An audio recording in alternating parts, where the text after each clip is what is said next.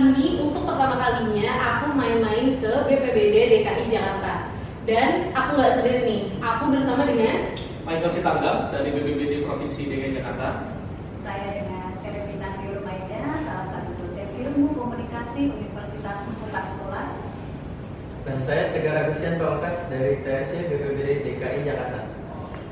Oke, para mahasiswa influence, hari ini aku, Pak Michael, Bu Sere, dan Kak Tegar akan nge-influence kalian dengan informasi yang 100% bermanfaat. Pak Michael nih, ngomong-ngomong tentang ruang literasi kebencanaan. Kalau dari BPBD sendiri, menurut Bapak, seberapa penting sih Pak kita mensosialisasikan ruang literasi ini dan seberapa manfaat ruang literasi ini untuk masyarakat? Ya, terima kasih Mbak Putri. Jadi kita tahu ya, BPBD Provinsi DKI Jakarta baru memiliki ruang literasi kebencanaan sejak Desember 2022.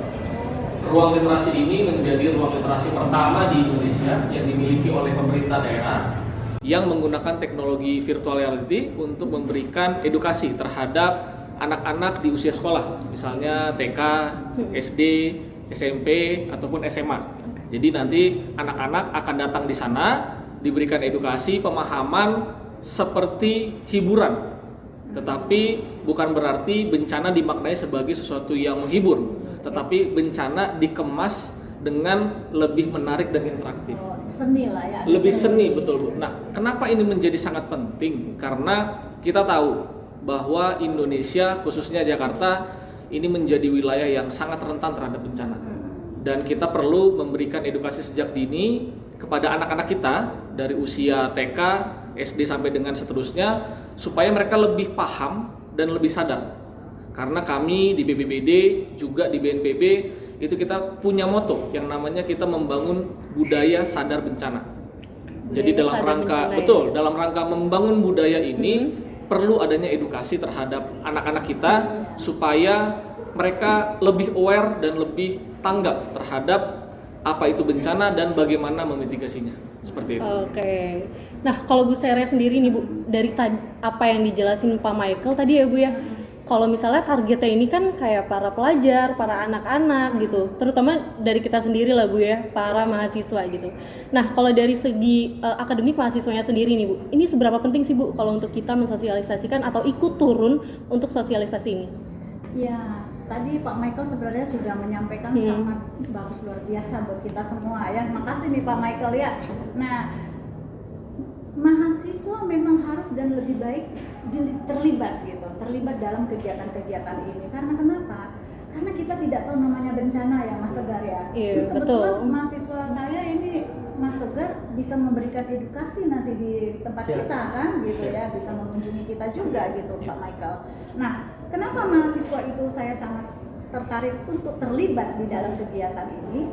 Karena salah satunya dapat melindungi diri, kemudian dapat melindungi masyarakat, baik di internal dan baik di eksternal. Nah, itu menurut Ibu.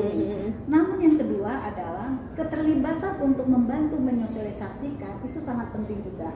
Jangan sudah tahu tetapi tidak menyosialisasikan atau tidak membantu untuk menyampaikan. Wah, ternyata di sana ada ruang literasinya loh. Nah, gitu.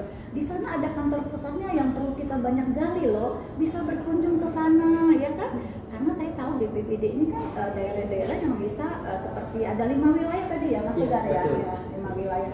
Nah, 5 wilayah itu sesuai dengan masyarakat setempatnya. Bagaimana dia bisa turun ke dalam kegiatan-kegiatan tersebut? Nah, itu bisa membantu kita juga. Dan salah satunya sosialisasi ini sangat lebar untuk masuk di media sosial juga nih Pak Michael. Betul. Ya? Nah, jadi harapan saya dengan sosialisasi dari kami yang datang ini dari kuliah kerjanya Saprah, kuliah kerjanya Pak ini bisa membantu lebih meluas gitu ya, lebih meluas ke masyarakat. Nah, mudah-mudahan nanti sistemnya bagusnya penyampaian kita di masyarakat maupun di internal kita di universitas akan lebih baik lagi. Begitu Mbak Putri. Oke.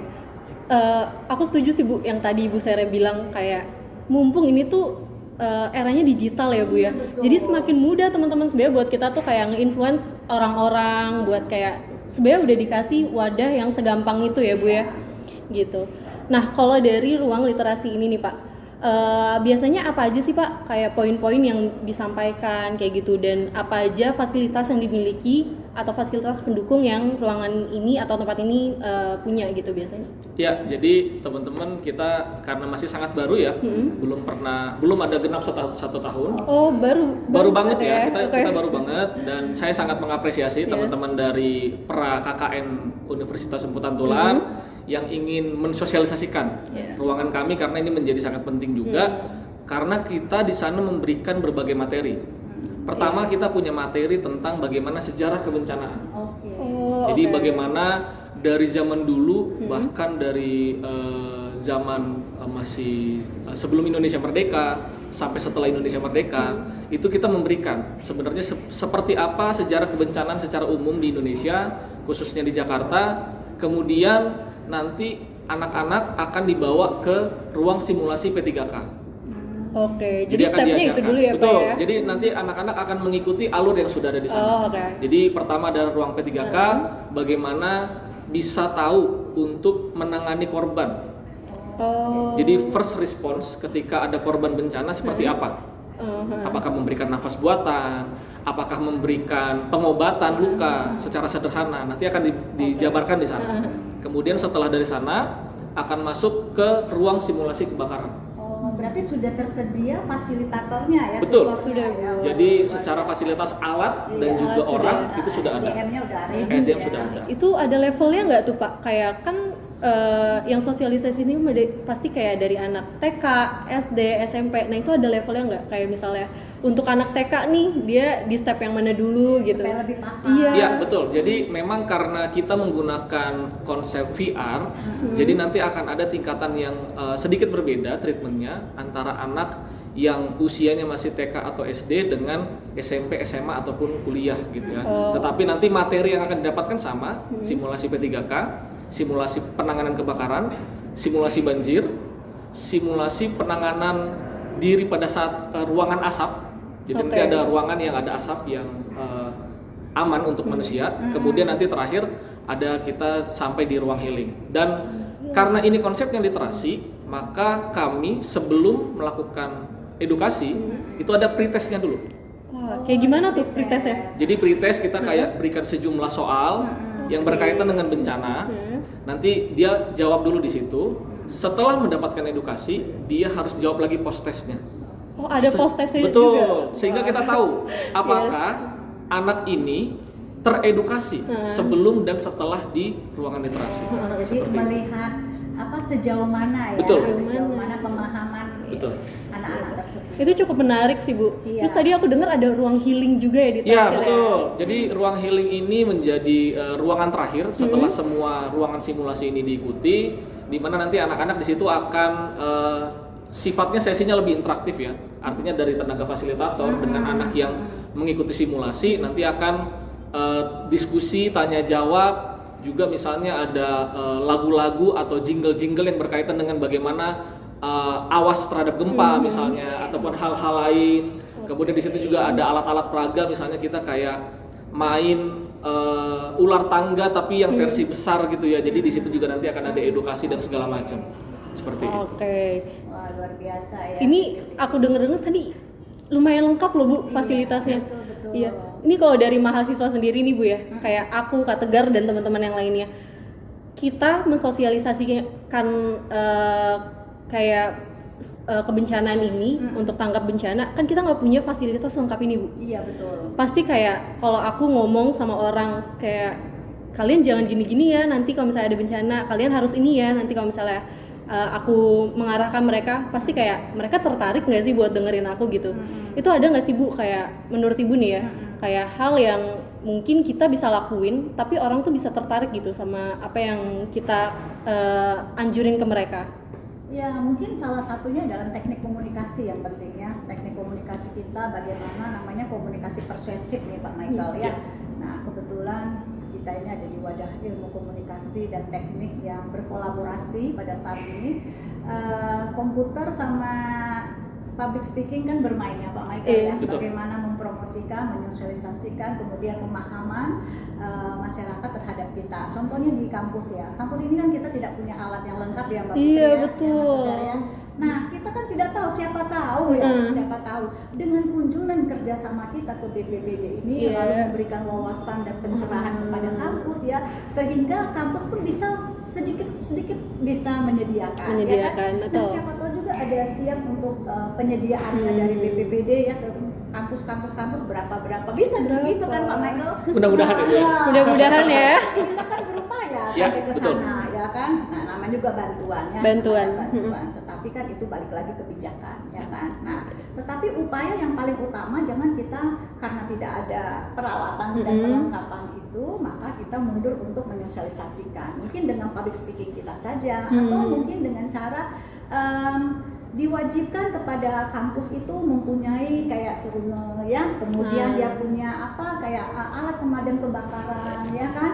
Nah, salah satunya itu saja itu sudah mengatasi kita kan, mengatasi bencana itu. Kalau lengkap nanti ya bisa lebih pencerahan lebih luas lagi nih ya. Iya, Nah, betul. kebetulan ini kan Mas Tegar ada di kita ya kan, tinggal calling Pak Michael aja dah. Ya kan? Ya Pak Michael kan sudah siap kan Pak Michael? Mudah-mudahan Ya, siap. iya. Siap ya, Bu. Betul. Jadi berkolaborasi. Kolaborasi. Supaya apa? Supaya informasi melebar dan bisa diterima oleh masyarakat. Nah, gitu. Oke. Tapi Mbak Putri saya mau tanya sama Pak Tegar ini dulu ya. Apa tuh Bu? Boleh silakan tanya. Mas Tegar itu berapa lama sih di sini? Kalau saya sendiri awal masuk di BPBD tergabung itu di tahun awal 2021. 2021. Apa pengalaman kamu? Kamu bagi dong ke kita. Iya, apa nih Kak? Boleh jelasin nggak sih kayak pengalamannya yang sampai sekarang tuh mungkin masih nggak bisa dilupain gitu? Apa nih tantangannya? Apakah kreativitas kamu untuk membantu masyarakat seperti apa? Gimana? Untuk salah satunya sih yang paling berkesan ketika saya sudah masih tergabung di BPBD DKI ini, ketika saya dikirimkan bersama tim kolaborasi DKI ke bencana Cianjur. Oh, Cianjur, Ketika oke. dilanda gempa Iya, betul. iya, itu parah Ketika, banget, ya. iya. Ketika itu saya benar-benar turun ke lapangan dan tidak pulang gitu selama Iya. 5 hari. Nah, itu balik lagi ke manajemen risiko Iya. itu ya. Betul. Yes. Risiko ya. Iya, 5 hari berturut-turut dengan kondisi Cianjur waktu itu masih terus dilanda Betul. gempa namun tidak Iya, terus besar ya.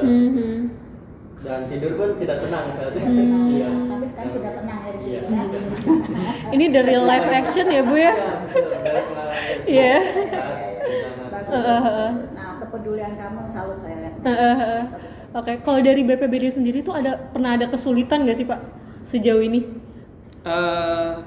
Kesulitan dalam sosialisasi Yes, maksudnya ya. betul. Dalam Sebenarnya di era 4.0 bahkan orang bilang udah mau masuk 5.0 Bu ya. Iya, betul. Sebenarnya kalau pandangan saya tidak terlalu ada kesulitan berarti sebenarnya dalam kita mensosialisasikan ilmu tentang bencana. Karena media yang paling powerful menurut saya saat ini adalah media sosial. Iya. Kita punya Instagram, kita punya Facebook, kita punya X, dulu Twitter ya. Iya. Kita punya juga media sosial lain, kita punya website juga. Followers Instagram kita udah lebih dari 75.000. Followers X kita atau Twitter sudah lebih dari 300.000. Followers Facebook sudah lebih dari 14.000. Dan ini menjadi salah satu sarana yang sangat baik bagi kami memberikan pemahaman edukasi khususnya kepada mahasiswa, kepada pelajar, bagaimana ancaman, bagaimana risiko, bagaimana mitigasi bencana sejak dini. Jadi mudah-mudahan dengan adanya sosialisasi menggunakan sosial media dan juga ruang literasi kebencanaan, ini mudah-mudahan semakin mengakselerasi Iya, betul.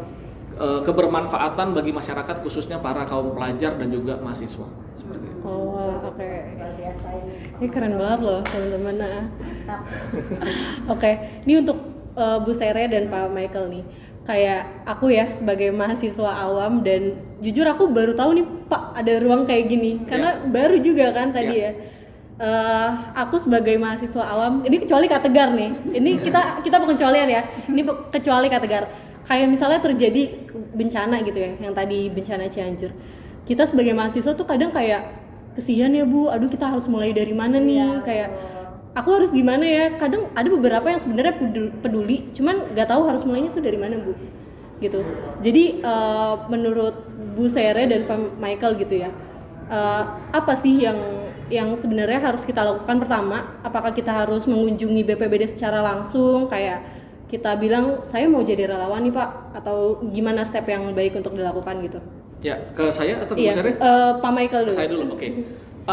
Kita punya program Oh, namanya Abang Monas. Abang Monas. Nih, Kepanjang, Abang Monas. ya ada Abang Monas di situ Bu ya. Oke. Abang Monas itu kepanjangannya Ayo Bantu Sumbang Mainan dan Boneka untuk Penyintas. Oh. Jadi Bukan teman-teman, Abang Nona ya? bukan Abang Nona Bu. Yang ini Monas. Abang Monas. Jadi di Abang Monas ini para teman-teman mahasiswa, pelajar dan seluruh elemen masyarakat yang punya mainan atau boneka bekas namun masih layak pakai itu bisa dikumpulkan ke kami. Bisa nanti melalui Mas Tegar atau langsung datang kantor BPBD karena nanti sumbangan itu akan kami berikan kepada penyintas bencana di lokasi bencana. Oke. Dan ini sudah berjalan sejak tahun lalu. Contohnya kemarin seperti di Cianjur, itu kita datang ke sana, kita berikan kepada anak-anak, kepada para penyintas karena salah satu pemulihan bencana adalah pemulihan dari segi psikososial. Iya betul. Kalau kita tahu istilah trauma healing ya Bu ya. Iya. Jadi ini bisa membantu. Nah, tadi bagaimana bisa berperan mahasiswa? Teman-teman bisa berperan dalam konteks itu. Jadi, kalaupun nanti teman-teman di luar konteks itu mau berperan, misalnya turun ke lapangan, memang banyak sekali sekarang kita punya ratusan lembaga kemanusiaan di Jakarta. Misalnya kalau pernah dengar dompet duafa ataupun yang lain-lain, teman-teman juga bisa berperan di sana. Baik memberikan donasi berupa uang ataupun berupa donasi yang lain gitu ya, yang nanti akan disalurkan ke lokasi terdampak bencana. Jadi sekarang saya rasa sangat banyak wadah untuk kita berpartisipasi khususnya bagi mahasiswa untuk penanganan bencana di Jakarta seperti itu. Tadi yang aku dengar itu dia berarti fokusnya lebih ke anak-anak ya Pak ya? Betul. Kayak ada mainan gitu. Nah kalau hal lain dari itu kita kayak misalnya baju atau pakan gitu, makan untuk mereka di sana, itu bisa juga nggak Pak? Iya bisa. Jadi tidak hanya boneka dan mainan. Jadi kalaupun ada barang-barang lain yang memang sekiranya masih layak pakai, apakah itu baju ataupun itu misalnya celana ataupun hal-hal lain yang masih sekiranya masih layak pakai, itu bisa disumbangkan ke kami. Nanti akan kami salurkan ke yang membutuhkan di lokasi bencana seperti itu. Kalau dari Bu Sere sendiri gimana nih Bu? Kita pernah loh kebakarannya Pak. Kebakarannya itu di depan kampus kita. Oh iya, Oke. betul. Pasar Gembrong ya, Iya. Pasar Gembrong. Itu kan hampir seluruh tempat pembelanjaan itu ya, kios-kios itu hancur semua ya. Tapi ya ini kepedulian mahasiswa kami untuk turun langsung ke lokasi itu ada Pak. Makanya saya salut juga sama mahasiswa kami. Nah, Emputan Tular itu Pak, kampus kami ya. Jadi salah satunya kegiatan BPBD ini sudah turun juga ke situ, langsung menyediakan selimut, pakaian segala macam semua disediakan. Memang BPBD ini ya perlu banget ini untuk hadir di setiap kampus Pak. Menurut saya ya. Karena kenapa? Karena kita tidak tahu resiko atau bagaimana ataupun bencana itu nama kita kadang-kadang nggak ada yang tahu ya tidak Bu. tahu ya namanya ya. Jadi memang harus penerapan menjadi mitra kerja atau mitra untuk menyosialisasikan itu harus ada. Nah harapan saya tidak semua kampus kan, kampus sepemahaman saya datang ke sini untuk mendapatkan kegiatan-kegiatan workshop atau penyuluhan, tetapi pihak BPBD-nya sendiri mungkin suatu saat nanti dari pihak kami pun akan mengundang kan untuk datang ke tempat kami untuk memberikan penyuluhan ini. Karena kenapa? Karena ini adalah inilah bentuk kepedulian kami Universitas Emputan Tular ya untuk membantu menyosialisasikan ini tidak hanya di daerah Jakarta, di luar sana kan akan melihat dan menonton kita ini ya, dunia yang akan menonton kita ini betul. Pak ya. Jadi bagaimana BPBD ini sepak terjangnya yang cukup bagus ini, kenapa tidak kita bisa sebarkan informasi yang positif ini.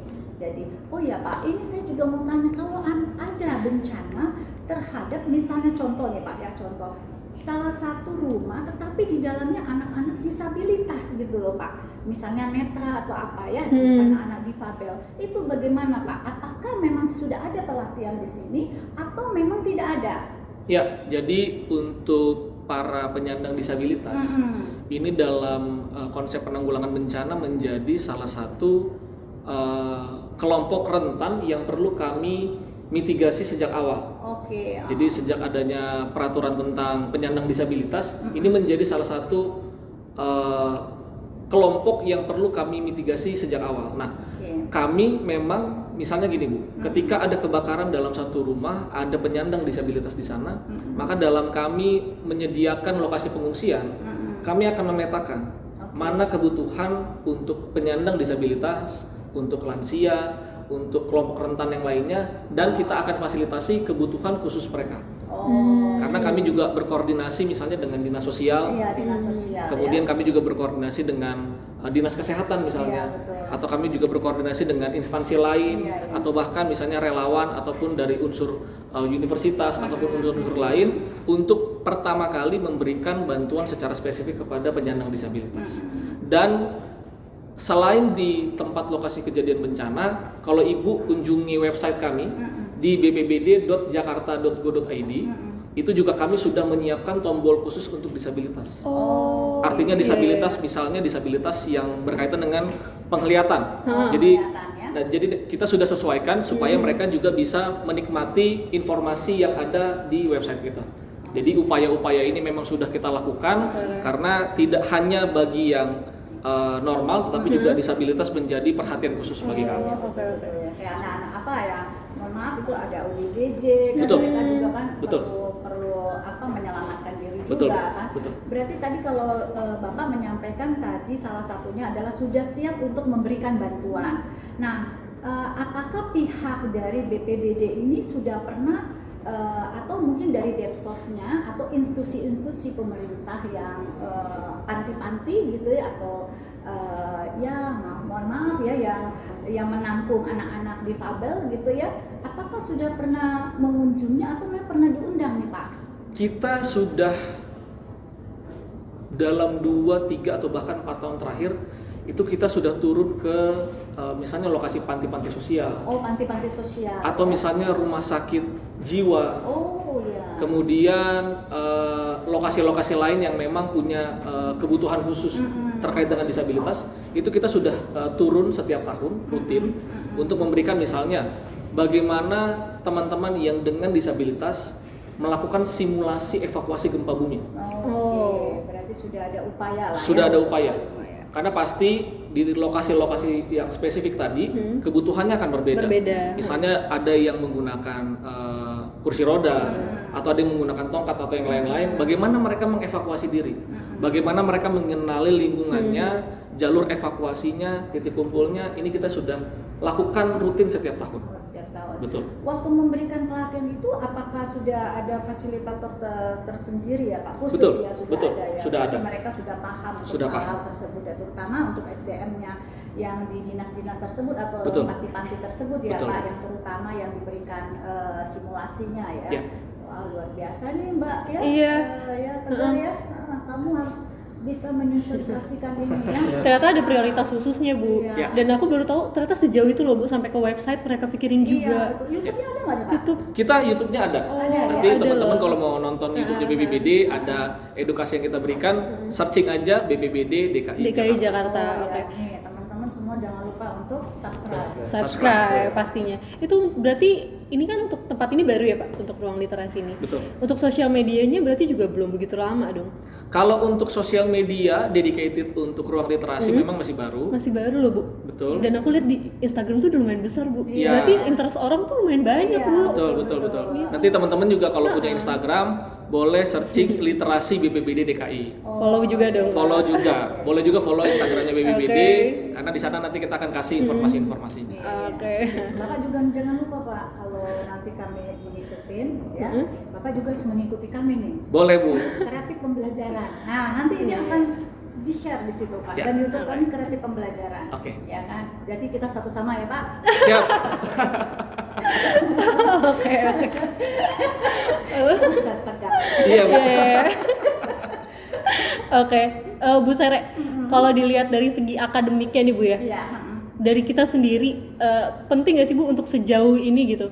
Kayak kalau aku dan teman-teman terjun ke sini kan karena pertama kita juga tertarik, yang kedua karena kita tuh ada program KKN gitu. Nah kalau untuk mahasiswa luar sana gitu yang belum sejauh ini, kita kan harus kasih tahu mereka, kalian tuh perlu juga loh untuk sedalam ini untuk explore-nya. Nah gimana sih Bu cara kasih tahu mereka untuk nyemangatin mereka lah ya Bu ya, kayak ayo dong kalian turun juga, ayo dong kalian perlu nih untuk explore juga gitu. Gimana untuk semangatin mereka atau kasih mereka tuh buat mereka gerak lah Bu intinya gitu. Ya, apa kepedulian itu terpanggil dari hati sebenarnya Pak ya. Hati yang tulus terpanggil untuk membantu. Kepedulian teman-teman datang ke sini pasti karena keingintahuan. Keingintahuan. Dan suatu saat akan melindungi diri dan keluarga terutama. Nah, kepedulian ini kita bagi ke orang masyarakat di luar sana.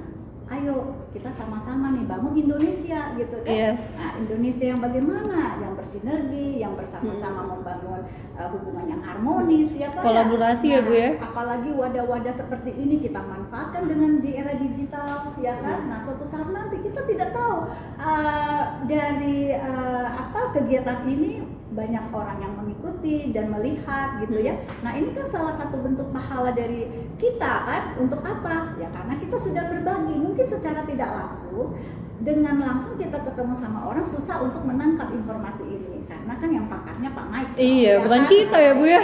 Masa Pak Michael dibawa-bawa terus ya kan? Nah, caranya bagaimana? Puter dong hasil kita kerja sama seperti ini. Puter YouTube, buka lagi. Nah, kalau langsung kita cuma sekali lupa lagi.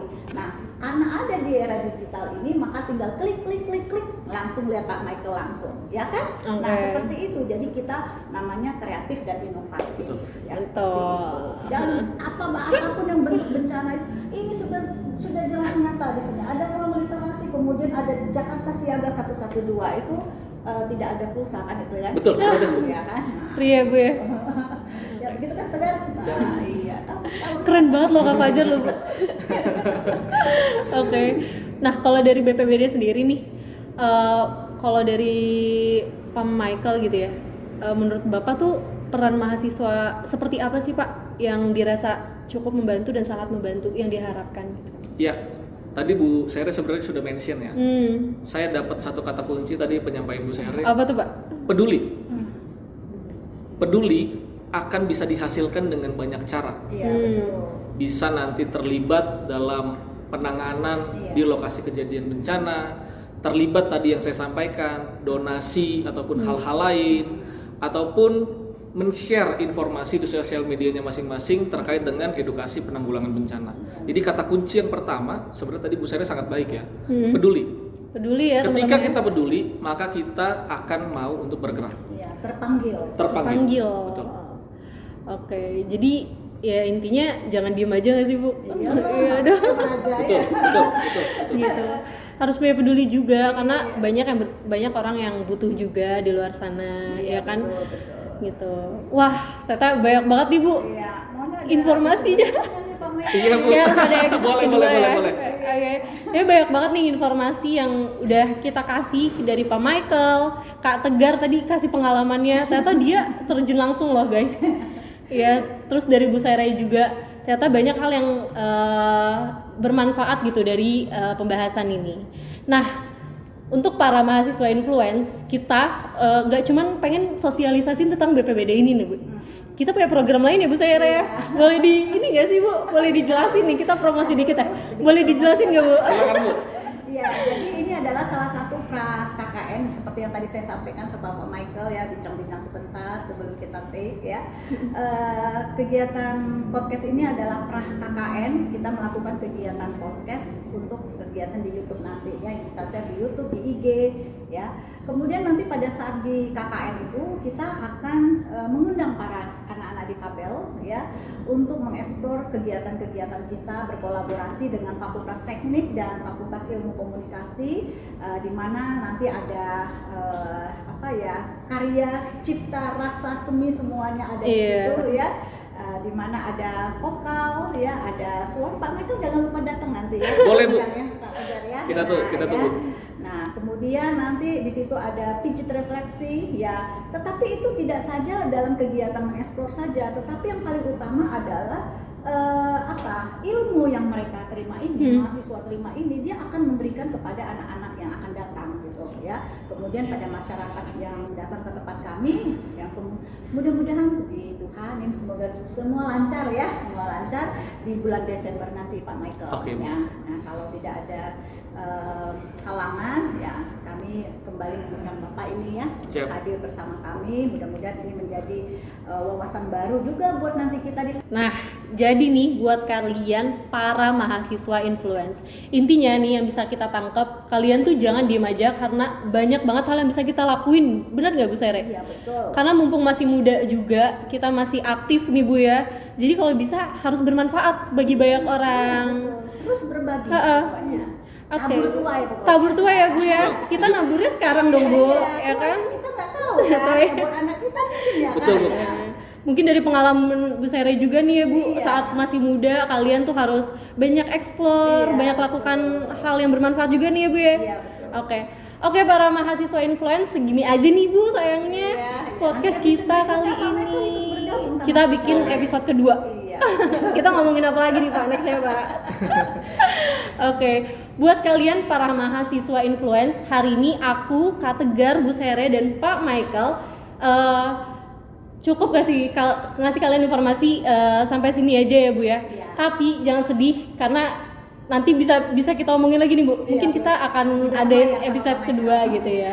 Oke para mahasiswa influence, sampai jumpa di episode kita selanjutnya. Bye bye. Bye.